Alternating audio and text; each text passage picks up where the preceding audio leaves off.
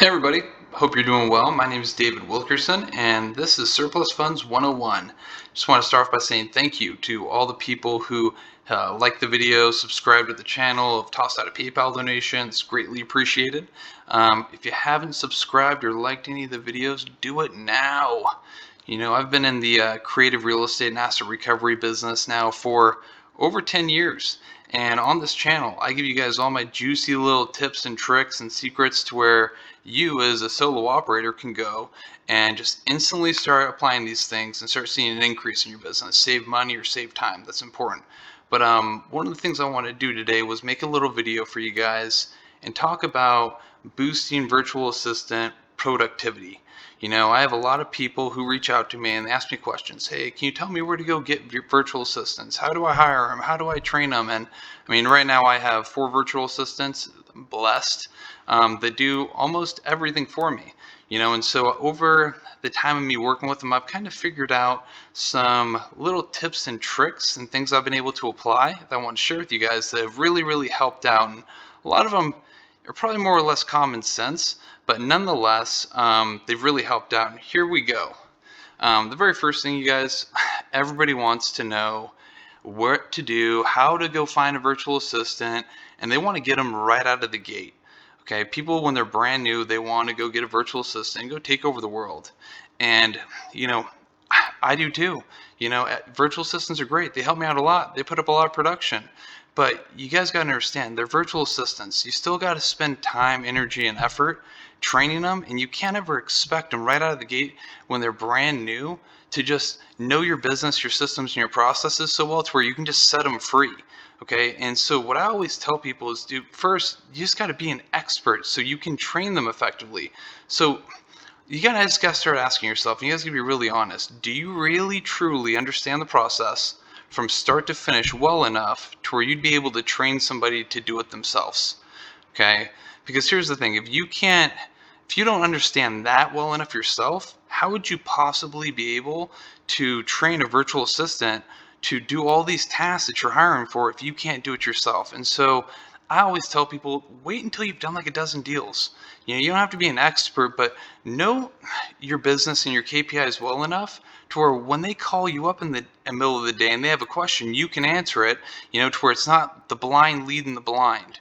Okay, and you guys, that's really important because if you guys are making phone calls yourself, it's one thing, but when you guys are spending money on talent, you guys want to be able to get to the point where hey, look, if I put $1 out, I can get $1 or 2 back, or at least have some sort of projection on when that's going to come.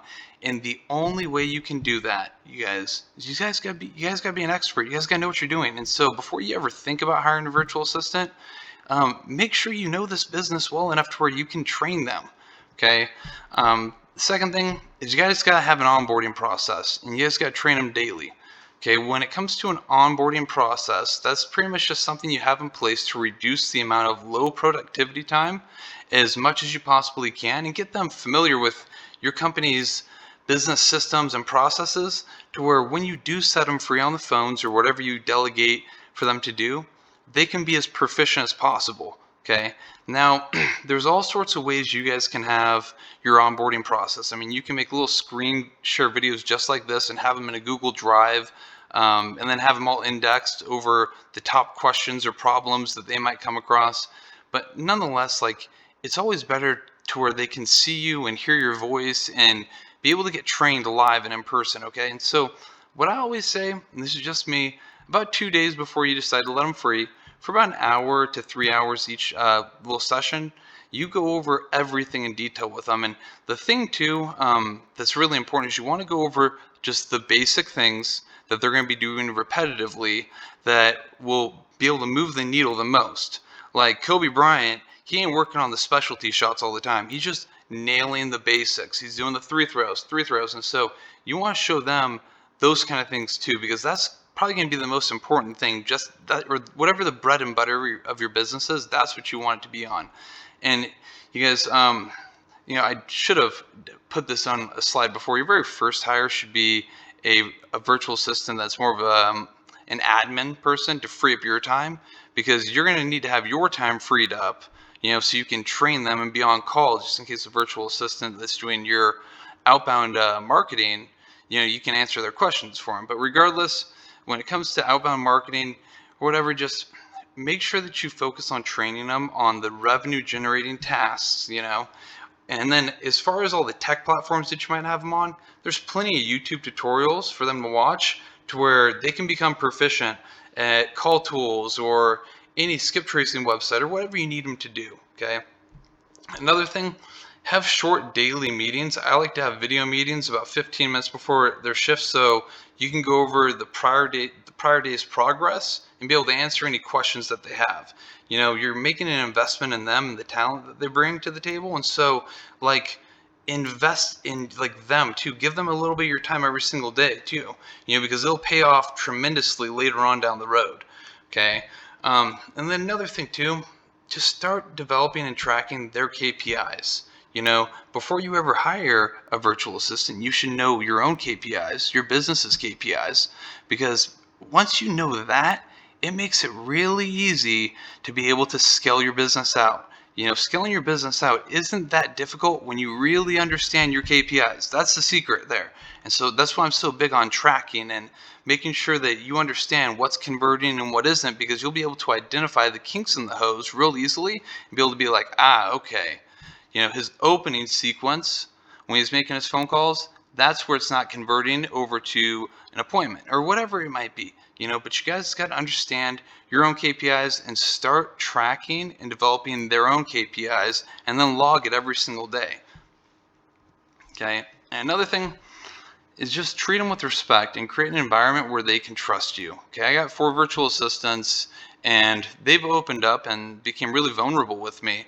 And one of their big fears, and I should make a whole entire video on this, just all the internal limiting thoughts that they have before they decide to work with you. But one of their big fears is being ghosted by their employer. That happens a lot. Anybody who has virtual assistants, you should just ask them this question. And a lot of them are really kind about it, and they aren't going to say anything negative about their past employer because just culturally it's not in them to do it. But a lot of employers that are brand new, they get a virtual assistant when they shouldn't, and they think that they can just set them free on the phones or whatever they have them doing. And a couple weeks go by, no production's up, and they say, "Oh my God, I've paid $1,000 in labor costs, and they aren't producing anything for me." And then they just ghost them because it's easier to not communicate with them and not have a confrontation than to call them up and say, "Hey, look, your KPIs aren't in place. We're not seeing any conversions here.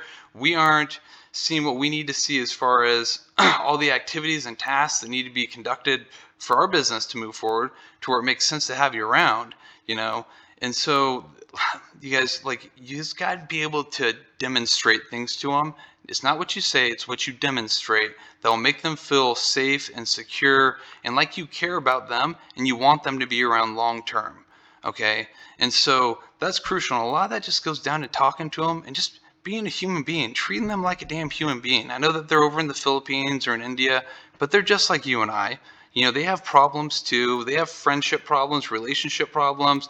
They have all sorts of cool experiences and things that they've done, and just treat them with respect and care about them. And when they feel that you care about them, a lot of things start changing.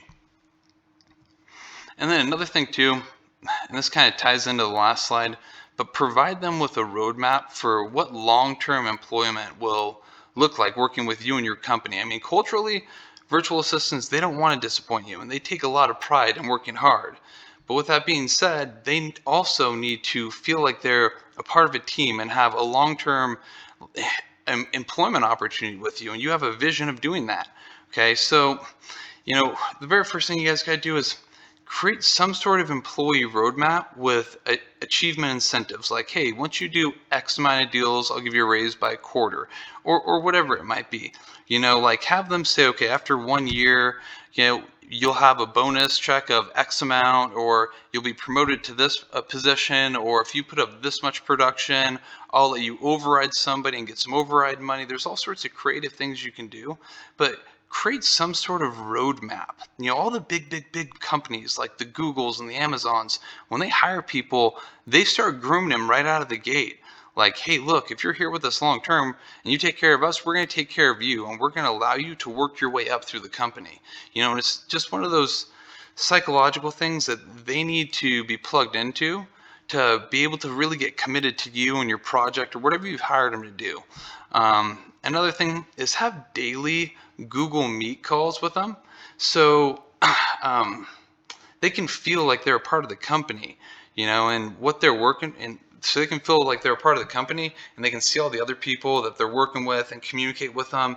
And I know when you're a virtual assistant, they're behind their computer at their house, wherever they might live. It's tough to really get that community feeling if you're not all in one room. And so one of the big benefits to being a part of like a Google Meet or doing those Google Meeting calls like on a weekly basis with them is it gets them to see all the other people that are working for you.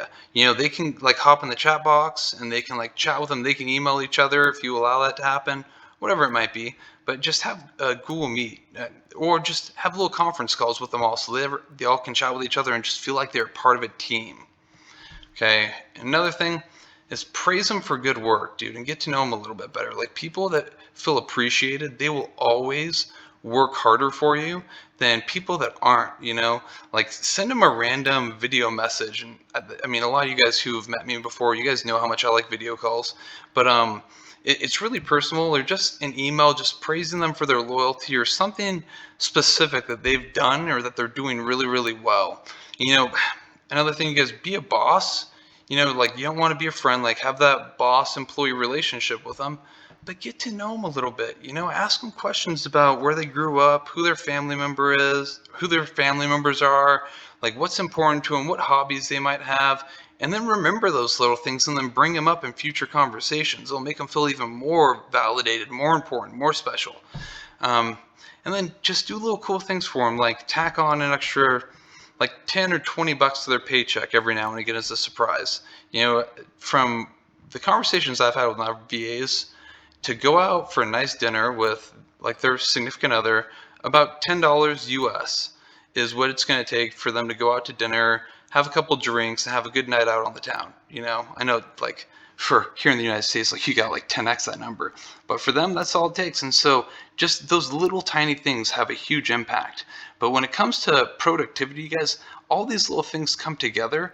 And it just works so well when you start adopting these things and you start implementing them. But other than that, you guys, that's all I got for you. Let's go crush it and take care.